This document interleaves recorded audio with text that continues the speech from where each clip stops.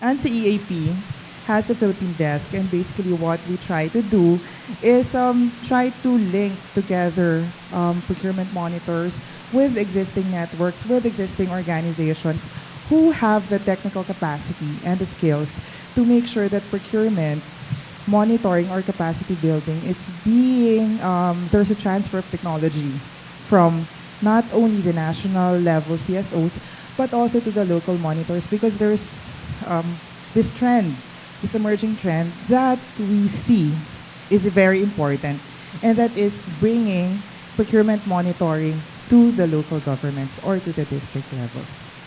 My presentation is about social accountability initiatives, both at the procurement and contract monitoring stages.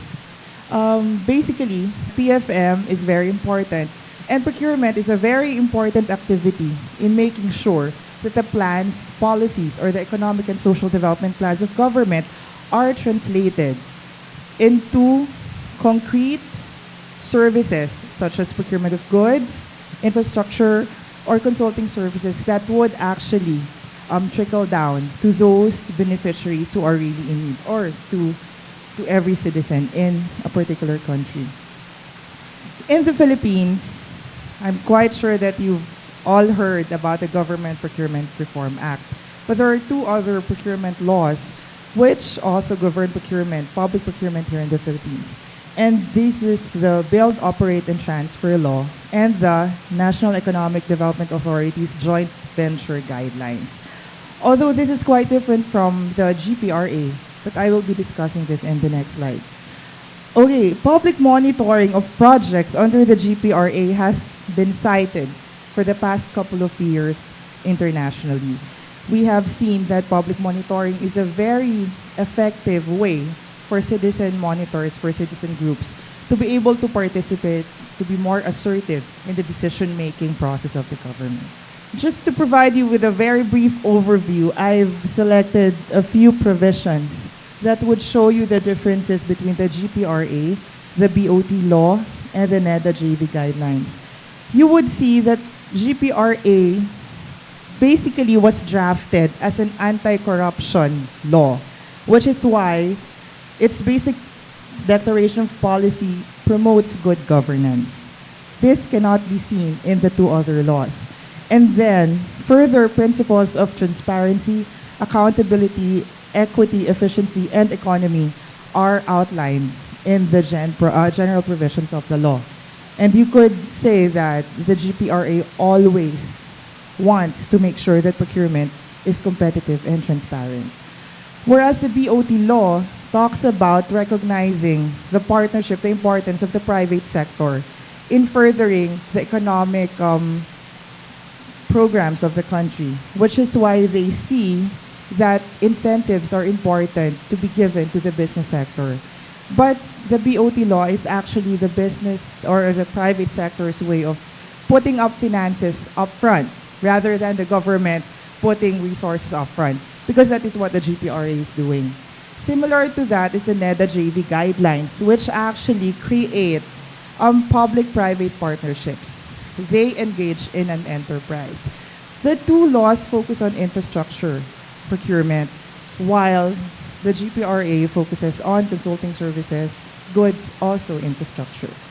What I want to show you in this slide is basically a snapshot of how important constructive engagement here is in the Philippines and how it relates to the SAC pillars.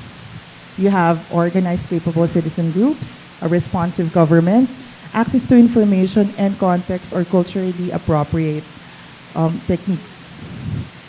So under the GPRA, we can already see that there is an environment provided, an environment for open spaces, which is why you can see a lot of civil society organizations, including the private sector, working together to be able to monitor procurement projects. And then you can also see that the government is very responsive because it is evident in the policies or in the law that they have provided. In terms of access to information, I am saying here that it is limited because in a way that not everyone can access it. Most of the time you have to go to government agencies, you have to request, or you have to have a memorandum of agreement or partnership agreements. Nevertheless, it would also actually be nice if the Freedom for Information bill would be passed, because that would be able to provide an overall framework for providing more access to information. In terms of the fourth pillar, now it's a very inspiring trend to see that CSO monitoring is not now just lodged on the national level, but instead it also includes other grassroots organizations. For instance, Procurement Watch has been very successful in terms of working with other parent teachers associations in different regions. So the BOT and the joint venture guidelines typically have the same framework. It's really private sector instead of CSO observers. So what I want to highlight here is that under the GPRA, constructive engagement is already ongoing. And there is a lot of room for improvement for constructive engagement also to be done in terms of having the other procurement laws, in terms of improving other procurement laws. I would like to focus on the initial findings. We have seen that trust building has been a very important concept in social accountability. For us to be able to work closely with government, we need to get their trust. And it's a very good thing that there is already behavioral change, not only behavior in terms of individual government officials, but even the government is also moving towards that. That's the reason why, for instance, here in the Philippines, we have already seen the passage of the National Budget Memorandum 109, which opens up the budget, which opens up participation for organizations to have a say in the budget process. And in terms of procurement, we have also seen that contract monitoring is very important. Here in the Philippines, you would hear about Government Watch, Procurement Watch, Road Watch by the Transparency and Accountability Network. Most of these projects or most of these civil society organizations focus initially their efforts on procurement monitoring, but they have decided to take it a step further and also check the delivery of procured services or goods. This way, we would also be able to see the impact, whether or not, for instance, a particular procured item has indeed reached or has been delivered to an end user based on the technical specifications that has been provided during the bidding process. We've also seen that grant making is good, but it's not always about the money. It's also about, equally important, I would stress on that, equally important is how we build capacities. Because if we give funds and we stop at that, we stop at just providing resources, then what happens? It's not becoming sustainable. What we really want is to make sure that our participation in government is sustainable. That is why we need to keep building capacities. We need to keep expanding the network. We need to link up with those who can provide these resources to us. We need to work together. And of course, there have been a lot of policy and monitoring gaps. So again, I would like to stress that we have already had a lot of milestones achieved within the past 10 years or so. But then there are rooms for improvement which we may want to take a look at.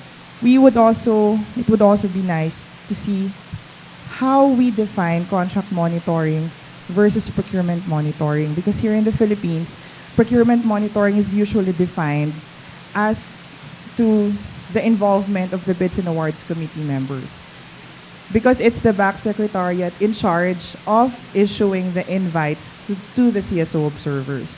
But there's another school of thought which says that procurement process starts during the planning stage and ends when the contract is consummated or when the goods are already paid for.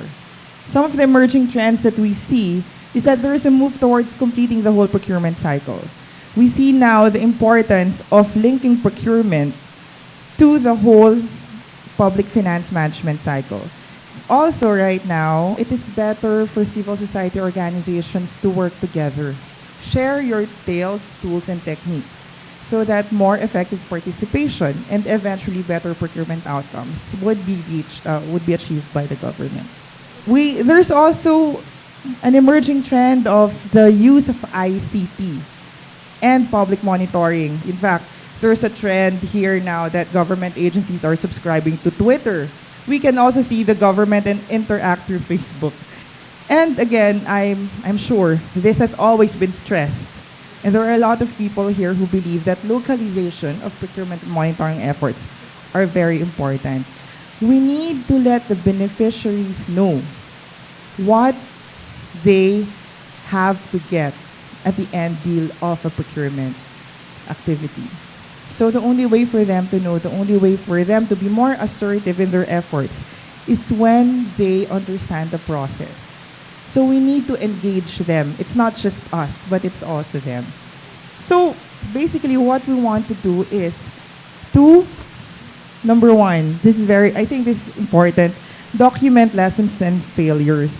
Not just document, but we need to know. Earlier we said that we need to know the gaps. We need to know how effective we are. But we will not be able to know how effective we are if we do not look into previous experiences. For instance, documenting failures is a very, very difficult thing to do. I mean, personally, who wants to admit that you have failed in one activity or another? But then, failures are usually surfaced when the organizations share their tales.